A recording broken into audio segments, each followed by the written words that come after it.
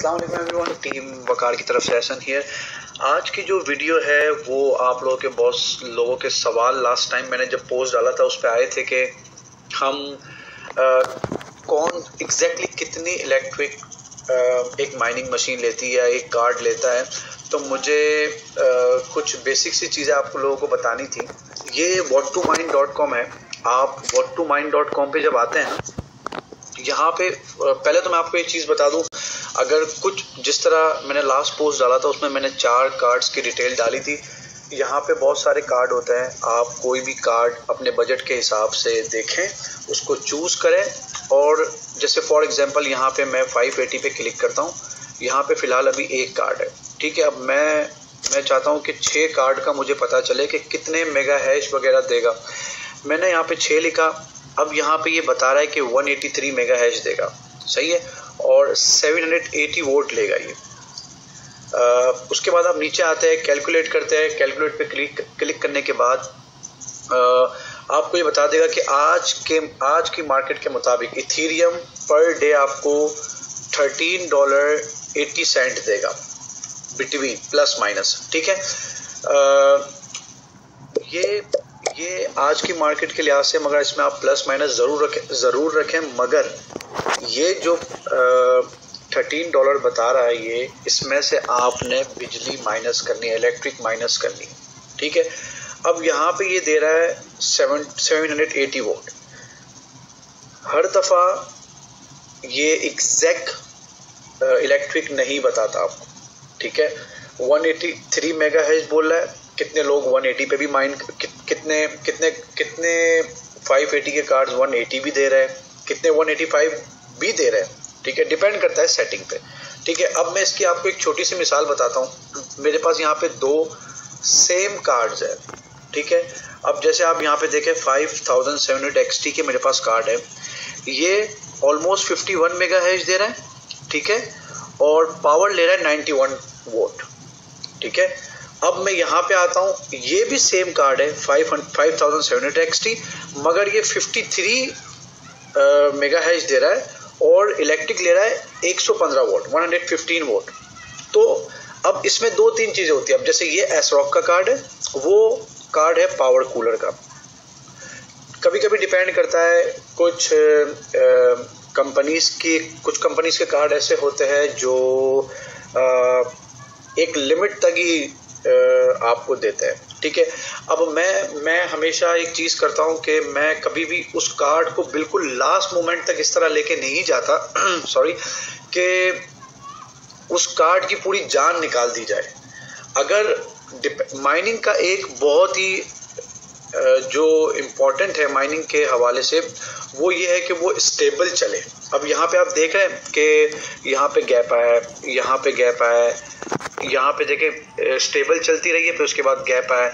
आपने मशीन की सेटिंग वो रखनी है, भले वो 3 मेगा हैश का फ़र्क हो, मगर वो स्टेबल चले। इम्पॉर्टेंट है स्टेबल, और इम्पॉर्टेंट है टेम्परेचर।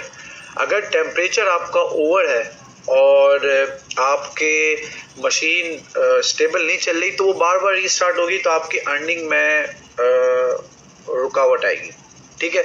तो ये बिजली के हवाले से मुझे बात बतानी थी। तो और हाँ, विंडोज़ पे इलेक्ट्रिक ज़्यादा यूज़ होती है। कोशिश करें कि आप HiveOS यूज़ करें। HiveOS मैं आपको बताता हूँ, एक सॉफ्टवेयर है।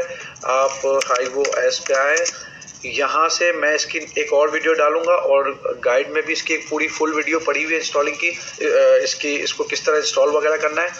आप HiveOS यूज़ करें। इसमें एक बहुत बड़ा प्लस पॉइंट है कि आपकी ये इलेक्ट्रिक बहुत कम लेता है, बहुत स्टेबल, बहुत आसान है। आप इस सॉफ्टवेयर को 15 to हाफ आवर में सेट कर सकते हैं, इसको बहुत ज़्यादा आसान है, ठीक है। तो ये आज की जो, और हाँ, जो लोग मुझे पूछ रहे थे कि एसिक माइनर के बारे में बताएं या एंट माइनर के बारे में बताएं, ये एक एसिक माइनर वैल्यू वेबसाइट है .com, ठीक है। जो भी नए मैं बेसिकली GPU रिग प्रेफर करता हूँ, वो इसलिए कि GPU रिग में आप थोड़े ज़्यादा सेफ है ना कि एसिक माइनर के। अब यहाँ पे ये आप देख लें, ये कमिंग सून में E9 आ रहा है, ठीक है, वो 3 गीगाहर्ट्ज देगा, पर डे वो $200 बनाएगा, ठीक है। मगर ये जैसे जैसे मार्केट में ज़्यादा सेल होते रहते हैं ये वैल्यू इस तरह गिरती रहती है, ठीक है। दूसरी चीज़, अब जैसे मैं आपको बताऊं, ये GPU रिग है, आप यहाँ पे ये इस तरह के होता है, ठीक है। अब ये जब ये इस तरह के होते हैं, आप मुझे बताएं कि कल को ये एकदम इतना नीचे आ जाए जिसको अभी जैसे फॉर एग्जांपल आप $200 बना रहे हैं, थोड़े टाइम बाद आप अगर $5-10 या $20 तक बनाते हैं तो आपकी इलेक्ट्रिक ज़्यादा एक्सपेंस हो जाएगी और आपकी अर्निंग कम हो जाएगी। अब आप इस बॉक्स को, जो ये बॉक्स नज़र आ रहा है, आप इसको कुछ भी नहीं करते सिवाय इसको आप सेल कर दोगे, जो कि कोई लेगा नहीं क्योंकि ये अर्निंग नहीं देगा, ठीक है। आप लॉस में इससे माइन करोगे नहीं क्योंकि ये इतने पैसे पहले की तरह बना के नहीं दे रहा। तो मैं ज़्यादातर प्रेफर करता हूँ GPU रिग। ये वो लोग लगाते हैं जो क्वांटिटी में उठाते हैं, जिनके पास बड़ा फार्म हो, बड़ी क्वांटिटी में उठाए, इन्होंने सेम टाइम लगाया और सेम टाइम अर्निंग्स निकाल ली। जब आप बड़ी क्वांटिटी में लगाते हैं तो आपके अर्निंग्स ज़्यादा जल्दी बनती है, ठीक है। अब इस एक तो ये चीज़ हो गई, ठीक है। अब आप GPU रिग में, GPU रिग का फ़ायदा क्या है? इसमें फ़ायदा ये है कि फॉर एग्जांपल कल को अल्लाह ना करे मार्केट पूरी गिर जाती है, ठीक है, आप ये कार्ड, ये मशीन गेमर्स को सेल कर सकते हैं, आप इसका अपना कंप्यूटर बना सकते हैं, बाकी कार्ड्स आप सेल कर सकते हैं। इसमें आपके पास बहुत सारे प्लस पॉइंट हैं, उसमें आपके पास प्लस पॉइंट नहीं है। दूसरी चीज़, उसमें जैसे उस वाली मशीन के अंदर जब वो मार्केट में बहुत ज़्यादा सेल हो जाता है तो वो उसकी जो डेली अर्निंग्स है वो पहले की तरह नहीं रहती, ठीक है। यानी कि वो अगर फॉर एग्जांपल अगर वो पहले दिन $200 बना रहा था तो वो, मैं आपको बताऊं इसको, एक मिनट,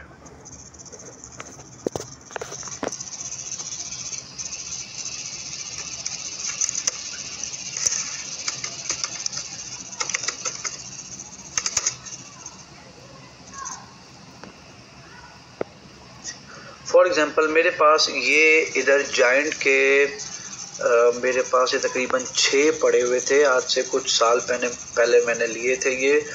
मैं आपको इसकी छोटी सी मिसाल देता हूँ।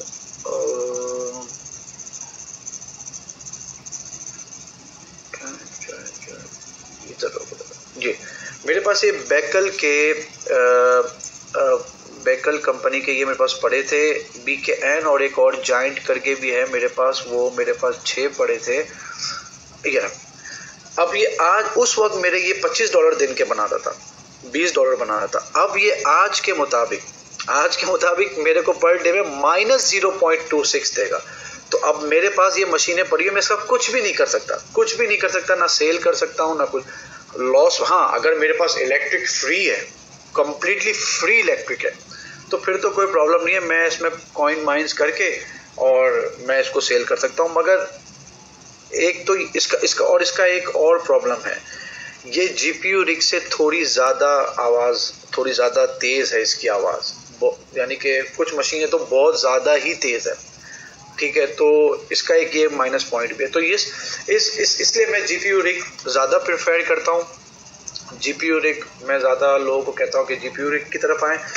और रही बात इलेक्ट्रिक के हवाले से, मैंने आज आप लोगों को बता दिया है, और ये मैं एक दफ़ा और बता दूँ। बहुत सारे लोग पूछते हैं कि इस वाले कार्ड में हमारी कितनी अर्निंग होगी, तो मैं एक दफ़ा और फिर बता देता हूँ। फॉर एग्जांपल 3080 के कार्ड, अगर मैं 6 कार्ड यहाँ पे चूज़ करता हूँ, इसके ऊपर क्लिक करता हूँ, ठीक है, यहाँ पे मुझे बता रहा है ये 549 मेगाहर्ट्ज़, मगर इसमें आप प्लस माइनस रखें, और ये जो 1380 है वोट, ये विंडोज़ के लिहाज से मुझे ऐसा लगता है कि विंडोज़ के लिहाज से बता रहा है, क्योंकि मेरे पास कुछ मशीन है जो इससे बहुत कम वोट लेती है। अब इसके ऊपर मैं जब कैलकुलेट पे क्लिक करूँगा, तो कैलकुलेट पे क्लिक करने के बाद मुझे ये बताएगा कि अगर मैं 6 कार्ड 3080 के लगाता हूँ तो आज की मार्केट के लिहाज से ये मुझे $41 प्लस माइनस पर डे देगा, ठीक है। ये इथीरियम का बता रहा है, आप नाइस हैश पे भी कर सकते हो, RBN पे भी कर सकते हो, मगर इस वेबसाइट पे आप बेटर यही होता है कि आप जो फर्स्ट अवेलेबल ऑप्शन हो, इथीरियम है, स्टिल इथीरियम में आपको अर्निंग्स है, फ़ायदा है, आप इथीरियम करें। जब इथीरियम अभी फिलहाल ये मत सोचे ये क्या हो जाएगा, इथीरियम आगे जाके नहीं माइन होगा, वो सारी चीजें भूल जाए, आज को देखे कल को भूल जाए, आज जो हो रहा है उसके ऊपर फोकस करें, ठीक है। तो ये $41 आज के मुताबिक हो रहा है। इस तरह आप कोई भी आप अपने बजट के हिसाब से कार्ड देखें कि आपके बजट में कौन सा कार्ड आ रहा है। आप ये ना पूछे कि आप सिंपल कोई भी कार्ड, और सबसे एक और आसान बात मैं आपको बताऊं, किसी को कुछ भी पैसे ना दें, मार्केट जाएं, अपने बजट के हिसाब से कार्ड चूज करें। कार्ड आपको इथीरियम माइन करने के लिए 6 GB या 8 GB चाहिए होगा। 4 GB के कार्ड पे नहीं जाना। अगर आपने इथीरियम माइन करना है, इथीरियम माइन नहीं होगा 4 GB के कार्ड पे। हाँ, अगर आपने कुछ और माइन करना है तो आप 4 GB के कार्ड पे जा सकते हैं, मगर मेरा मशवरा है कि 4 GB के कार्ड पे नहीं जाना, क्योंकि लॉन्ग टर्म के लिए आपको अगर चाहिए तो आप 6 GB या 8 GB के कार्ड की तरफ जाएं। ये मेरा आप लोगों को मशवरा है। और इस हवाले से, इस वीडियो के हवाले से आपका कोई भी सवाल हो या मैंने कुछ एक्सप्लेन नहीं किया हो तो आप मुझे प्लीज़ कमेंट सेक्शन में पूछें, मैं आपको ज़रूर इसमें गाइड दूंगा। और मैं बहुत जल्द इंशाल्लाह इसकी डिटेल में एक पूरी वीडियो बनाऊंगा जो आप लोगों के लिए आसानी होगी। और तो आज की वीडियो में बस इतना ही बताना था। Thank you very much.